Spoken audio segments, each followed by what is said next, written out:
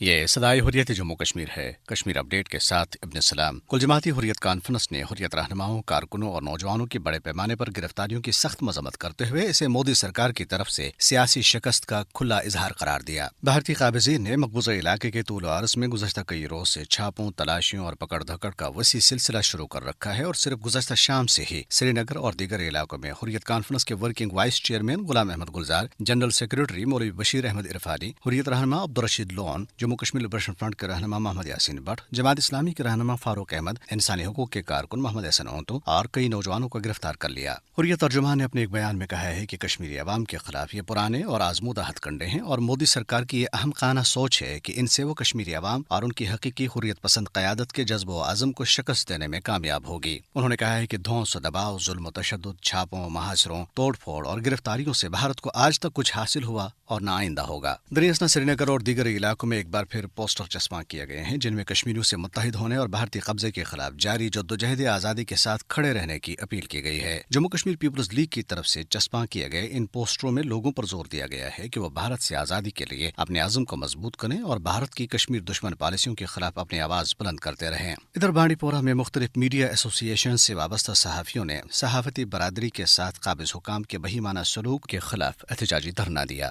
Update ختم ہوا۔ بزدل بھارت نے تحریک آزادی کو دبانے میں ناکامی پر بوکھلاہٹ کے عالم میں دیگر وحشیانہ مظالم کے ساتھ ساتھ کشمیریوں کی اندھادھند گرفتاریوں کا سلسلہ مزید تیز کر دیا ہے۔ اس سلسلے میں گزشتہ چند روز کے دوران درجنوں حریت رہنماؤں اور کارکنوں کو گرفتار کیا گیا ہے اور مزید گرفتاریوں کے لیے چھاپے مارے جا رہے ہیں۔ پکڑ دکڑ کی ان تازہ کارروائیوں کا مقصد خوف و ہراس پھیلا کر کشمیریوں کو مرعوب کرنا اور کشمیری عوام کو آزادی کے مطالبے کی سزا دینا ہے۔ 1989 سے اب تک لاکھوں کشمیریوں کو گرفتار کیا جا چکا ہے، جبکہ گزشتہ سال 5 اگست سے اب تک 14,000 سے زائد کشمیریوں کو پابند سلاسل کیا گیا۔ بھارت اس وہم میں مبتلا ہے کہ گرفتاریوں کے ذریعے وہ کشمیری عوام کی آواز کو دبانے میں کامیاب ہوگا، حالانکہ کشمیری عوام 1 لاکھ نفوس کے علاوہ سب کچھ اس تحریک میں قربان کر چکے ہیں۔ گرفتاریوں، چھاپوں، مارداڑ اور دیگر مظالم سے نہ ماضی میں تحریک آزادی کو دبایا جا سکا ہے اور نہ ہی مستقبل میں اس طرح کے ہتھ کنڈوں سے بھارت کو رسوائی اور ذلت کے سوا کچھ حاصل ہوگا۔ مقبوضہ کشمیر پہلے ہی 10 لاکھ فورسز کی موجودگی کی وجہ سے